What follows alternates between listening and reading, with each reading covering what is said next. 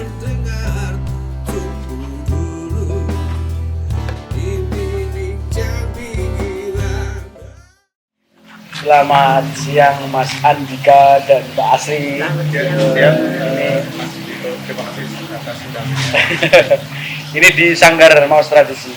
Di tempat ini untuk bincang ngobrol isu-isu yang sebetulnya penting tetapi seringkali tidak terrepresentasikan ke publik.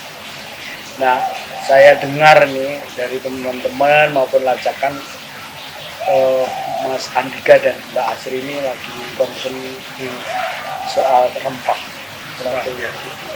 satu produk sekaligus sumber daya, soal potensi dan sebagainya alam yang saya kira nampaknya di tingkat nasional sedang menjadi perhatian.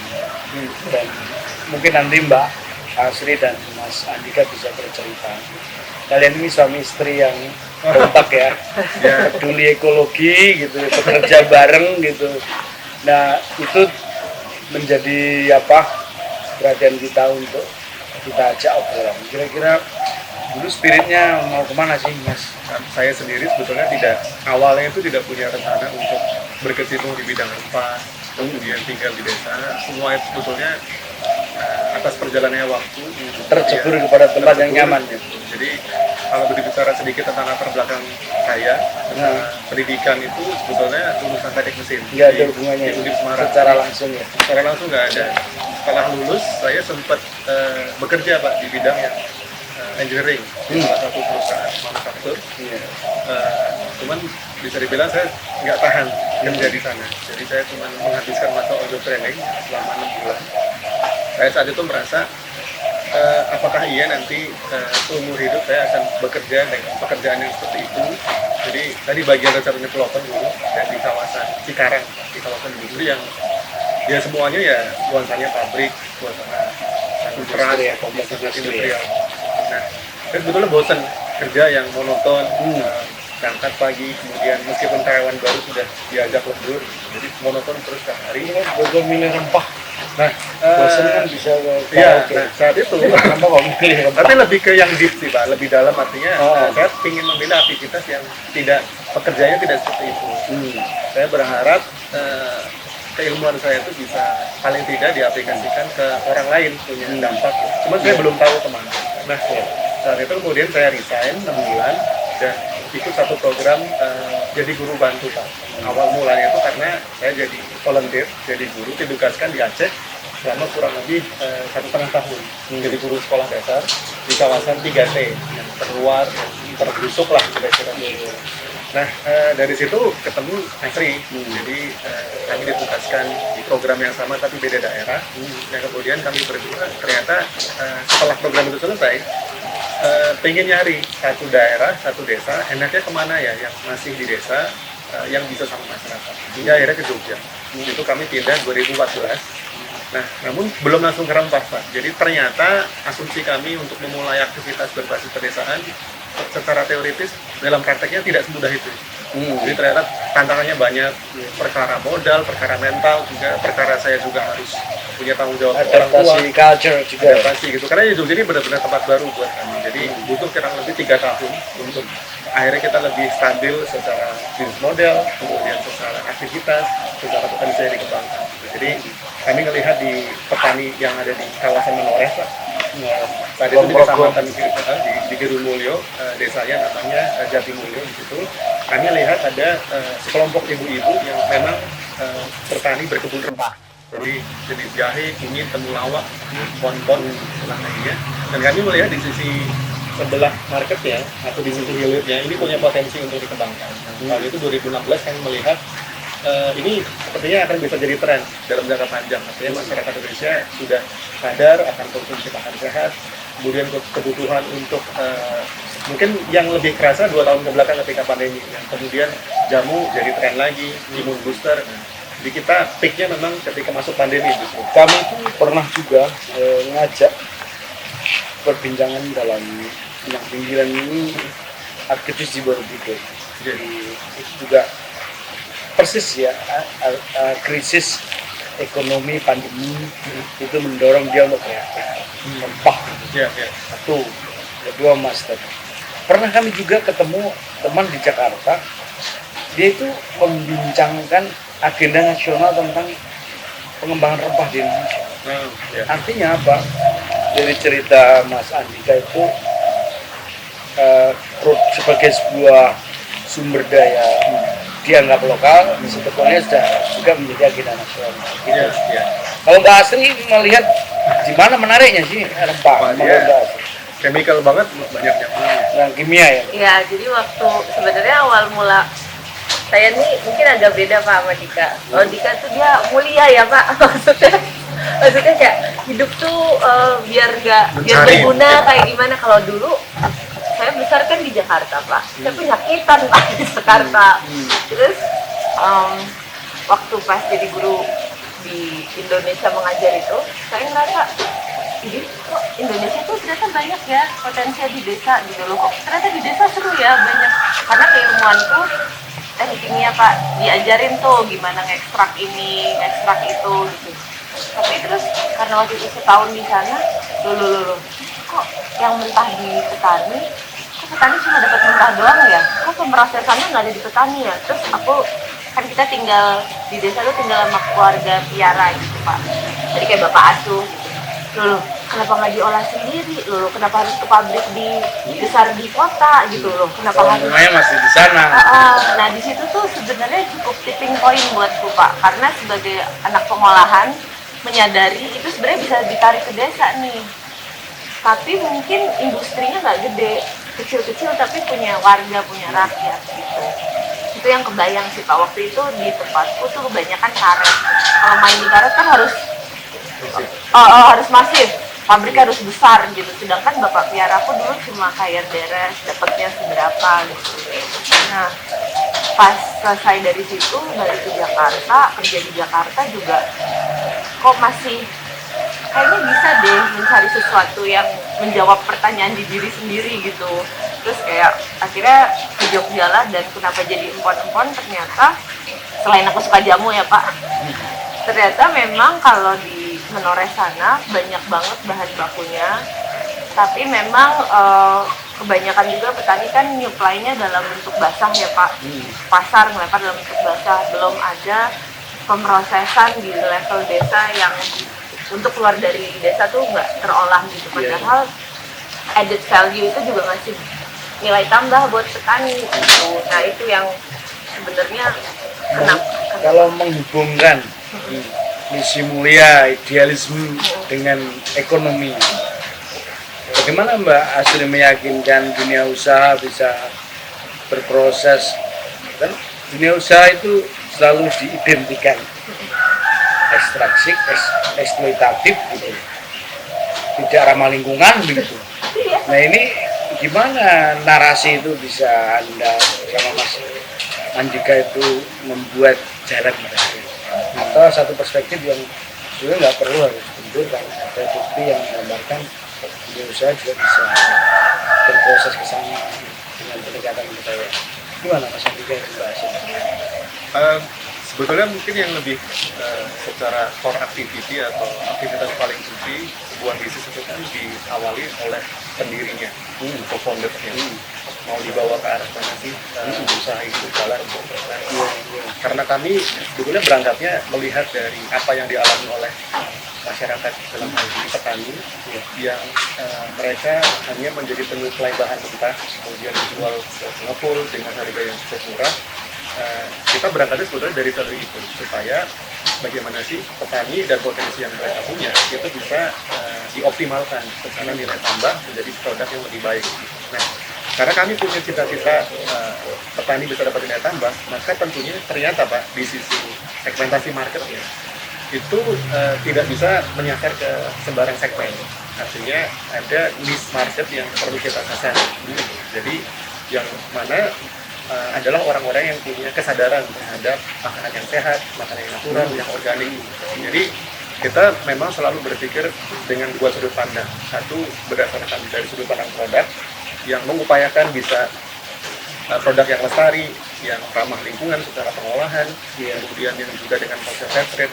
Nah, akhirnya kami harus menyasar segmen market yang memang concern terhadap hal ini. Nah, ini yang kita perjuangkan sih sebetulnya. Jadi memang memang kami menyadari kami masih kecil secara skala usaha dan memang tidak semua segmen market yang kita sasar.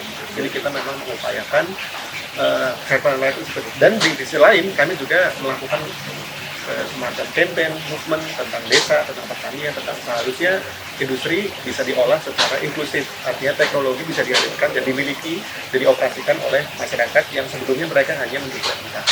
Begitu sih. Kalau bisa diceritain produknya apa tuh Mbak Asri?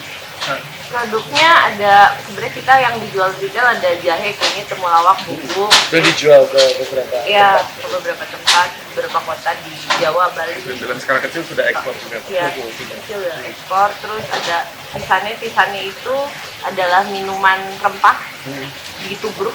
Kalau kita Herbal tea sebenarnya. Sama herbal latte itu herbal tapi kita campurin susu.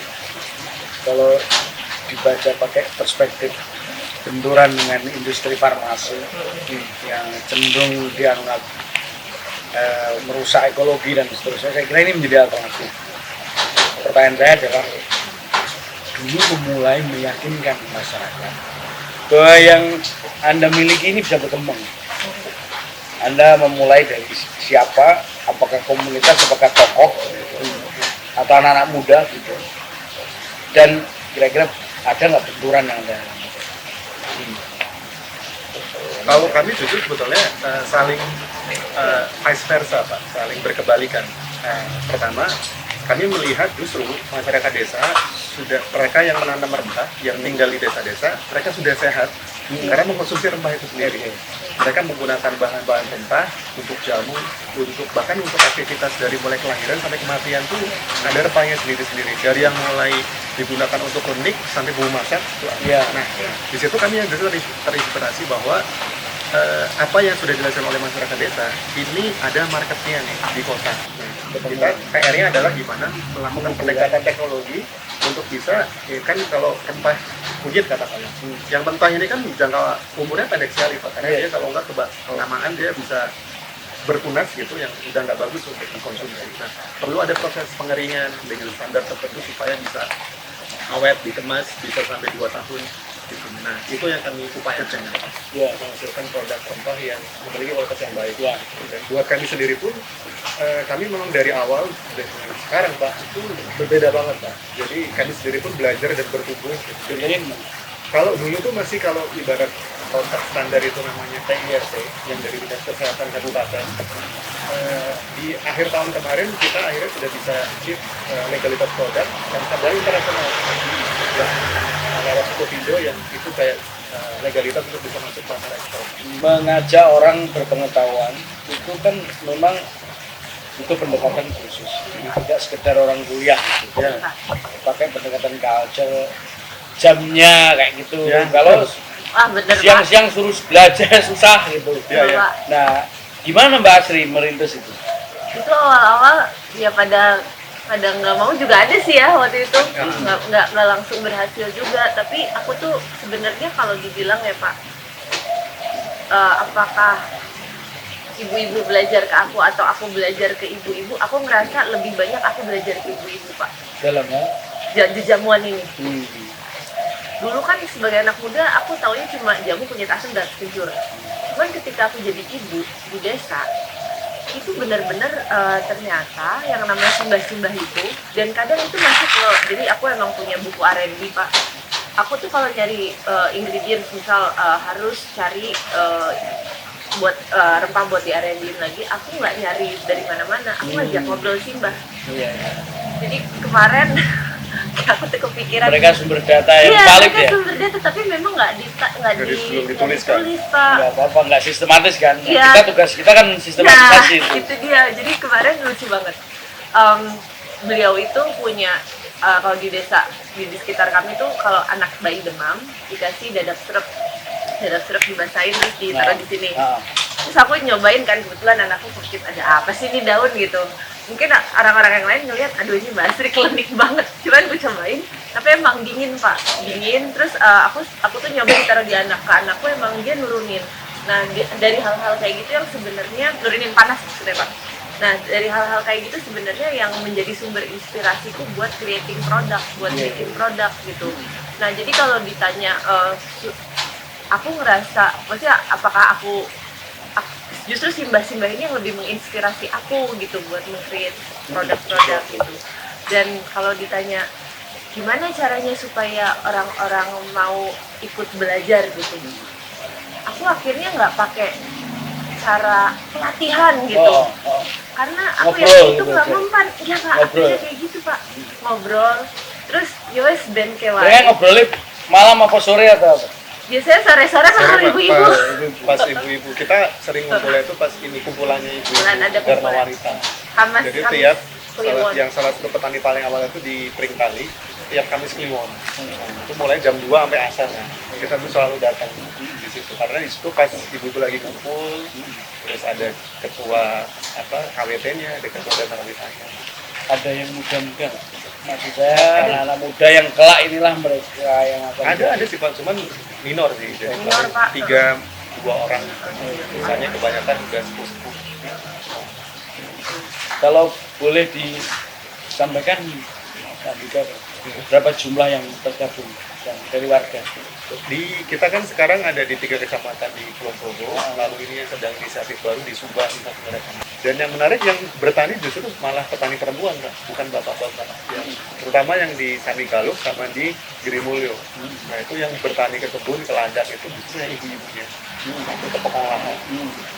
Jadi memang tidak by design, ayo pro gender atau apa, tapi by nature kita Perempuan. ternyata mayoritas hampir 80% yang terlibat adalah petani perempuan, petani ibu. Kalau boleh mereka punya mimpi apa? Mimpinya sederhana sih sebetulnya Pak. Jadi supaya anaknya bisa sekolah, supaya penghidupannya lebih baik, kemudian ya akses jalannya bisa gitu ya sih, Oh. Simbah mah. bisa sehat. Gitu. Nah, gitu, Kalau gitu sih, mimpinya Mas Andika sama Mbak Asri kan banyak sekali lah. Pak. Tapi Iya. yang penting kan kita belajar dari mimpi mereka. Ya, Transfer pengetahuan dari Mas Andika Mbak Asri dengan masyarakat dan masyarakat dengan Mbak Asri yang sebetulnya bisa menjadi bahan pembelajaran buat misalnya kayak kampus. ya, ya. Kan sebenarnya banyak ilmu, tapi mungkin metodologinya nggak cocok. Ya. Akhirnya kurang begitu membumi.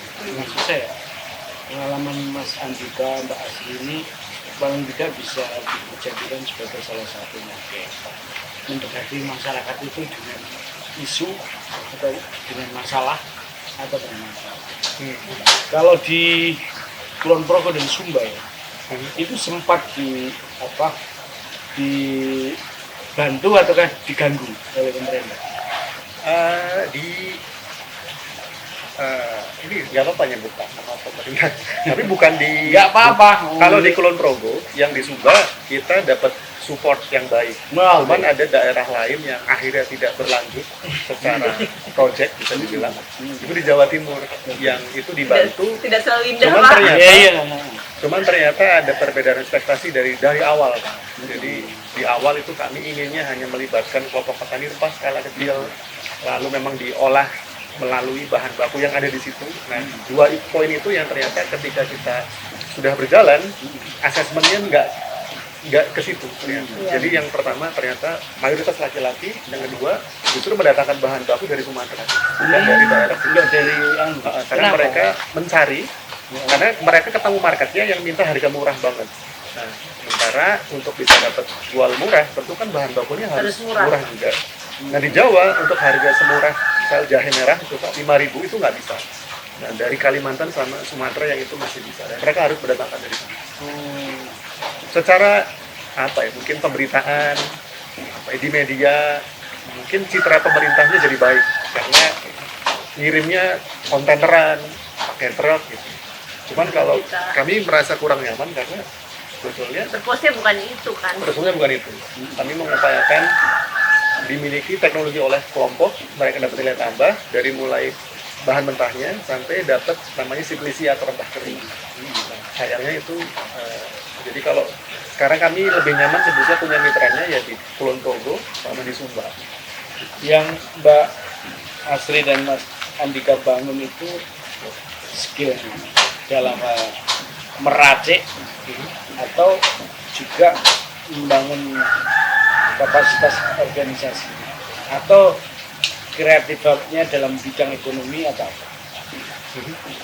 Apakah tiga-tiganya di Sasa. Secara Saya kayak mimpi pada saatnya kan dia harus mandiri kan, ya, dan sampai dia hanya bekerja Betul, terus. betul. Saya yakin kalian berdua mesti punya mimpi itu kan. ya. Gimana itu bisa dibayangkan ke depan?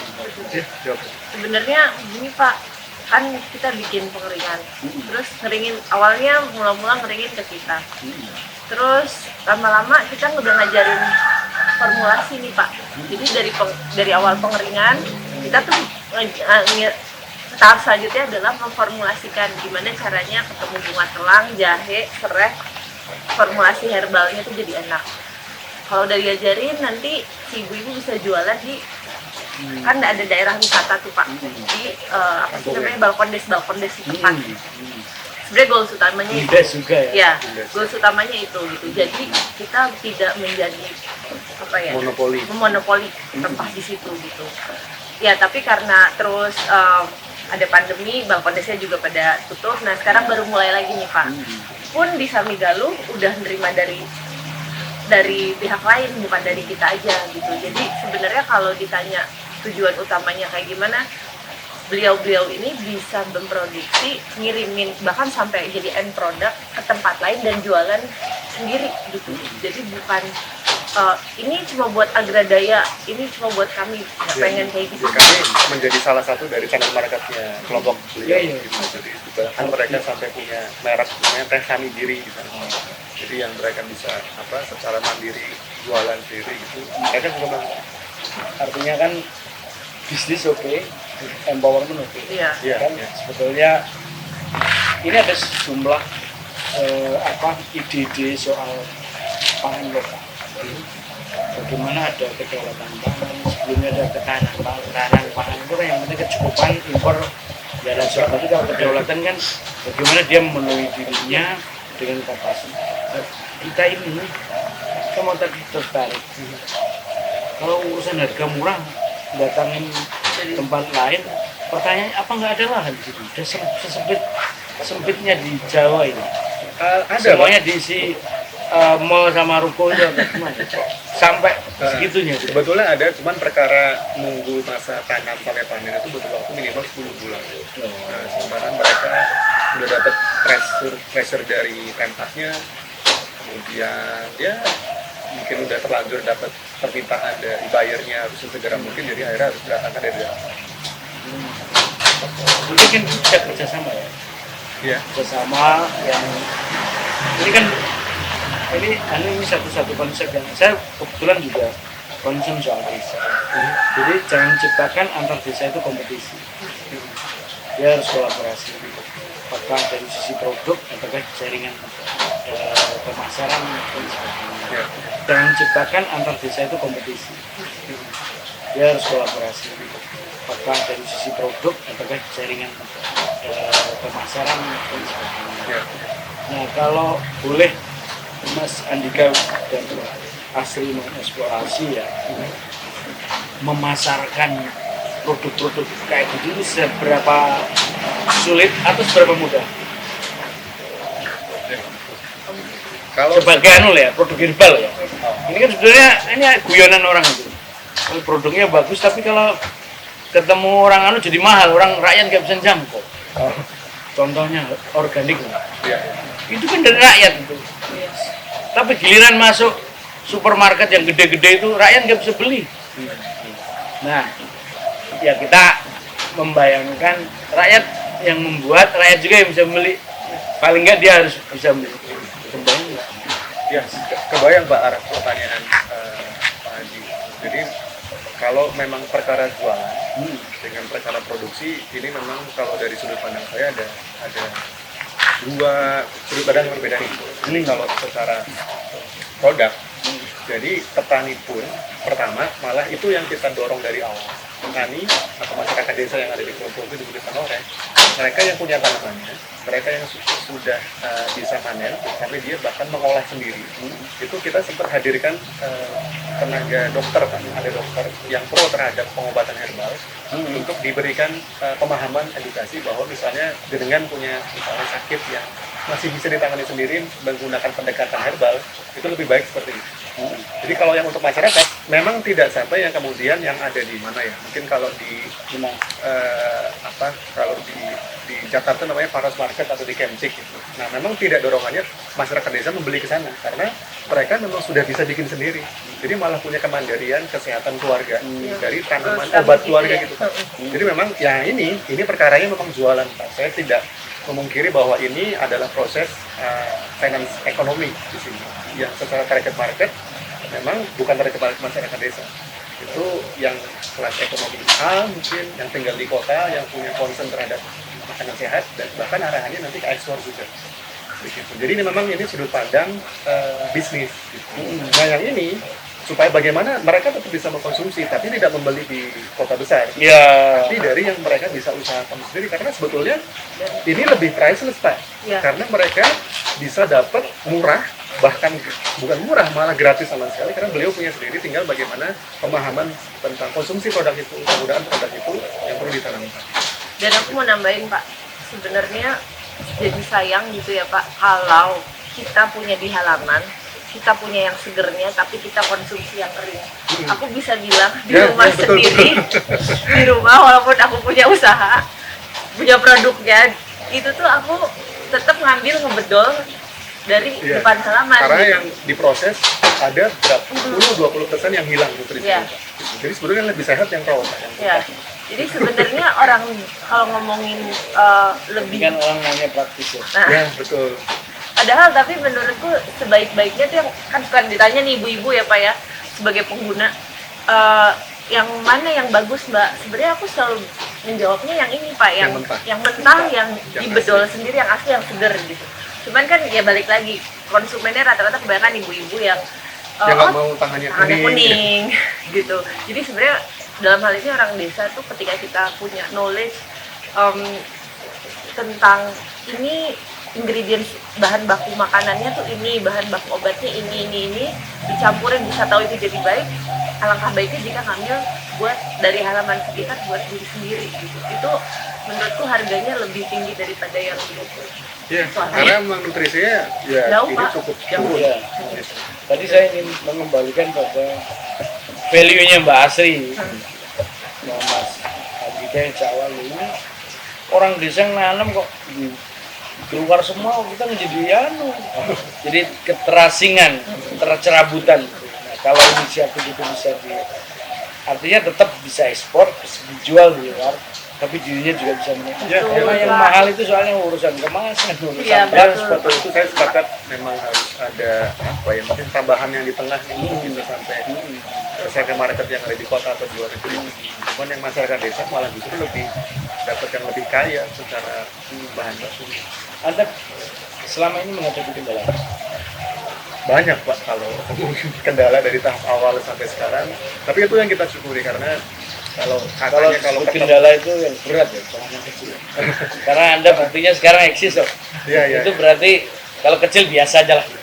Apa tuh? Kalau awal Pak, itu 2 tahun awal Pak, ini bilang 2014 sampai 2016, itu ternyata apa yang menjadi apa ya mungkin keterpanggilan saya di awal, kemudian dicoba diimplementasikan praktek langsung, ayo ke masyarakat, tidak semudah kembali ke lapangan karena itu butuh jelas modal, kemudian pengetahuan bisnis, kemudian juga terkait dengan yang paling krusial itu tentang produk market fit. Kita jualan sebuah produk yang ada pasarnya.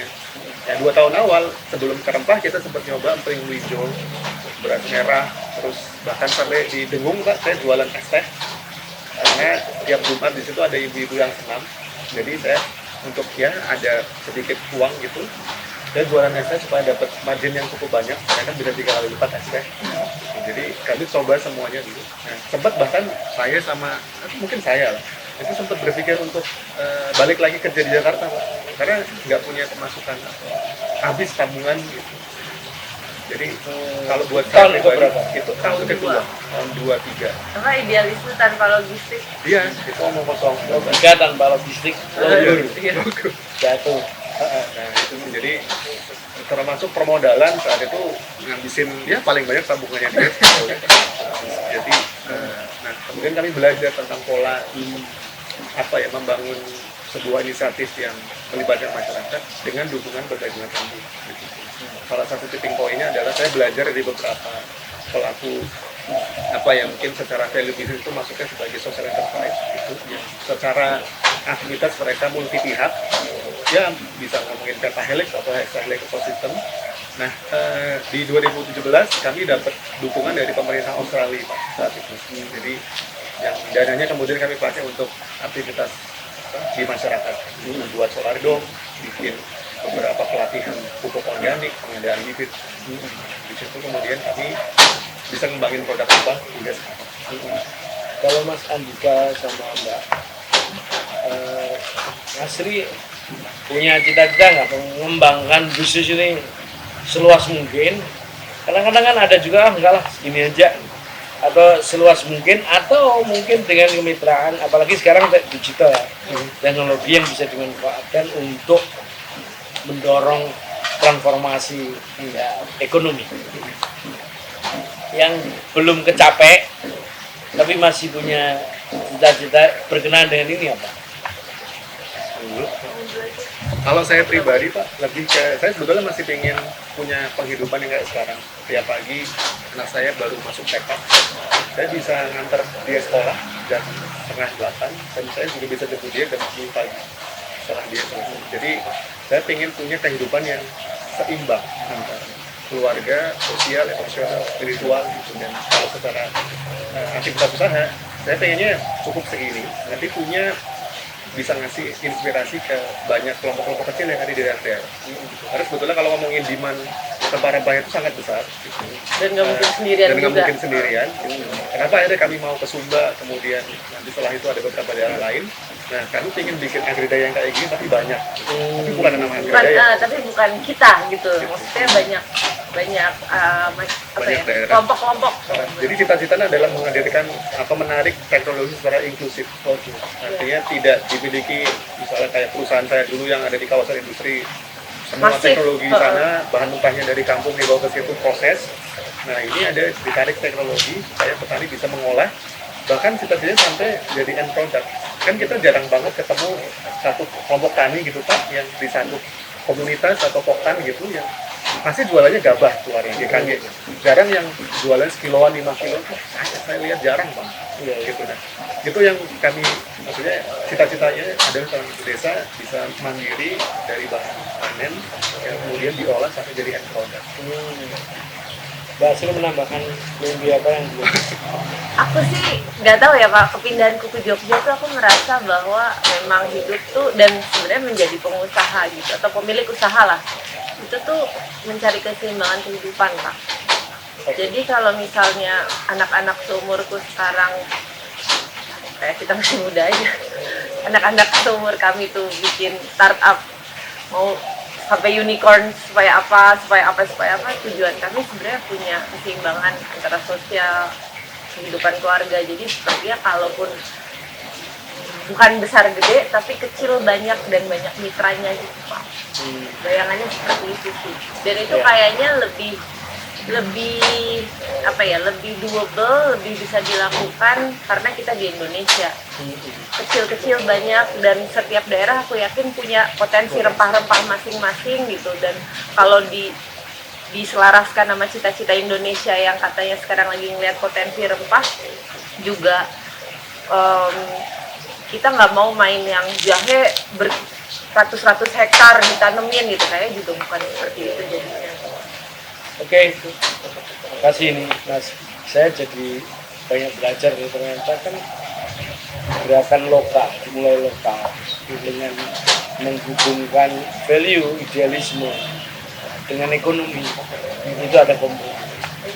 Dan saya rasa apa yang disampaikan oleh Mas Andika dan Mbak Asri itu mengingatkan kepada kita, gerakan seperti ini jika dilakukan secara masif akan menjadi alternatif ketahanan dari perspektif lokal, karena selama ini ngomong pangan itu kan selalu nasi.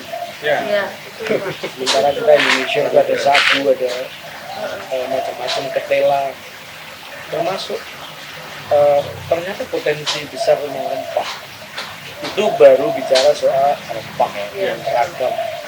Tadi mimpi kalau bisa didorong masuk ke rumah sakit yang ada di Cina, herbal itu udah masuk dan obat-obatan yang berasal dari alam itu menjadi alternatif ya, bagi pengembangan medis, bagi jawaban atas big crisis.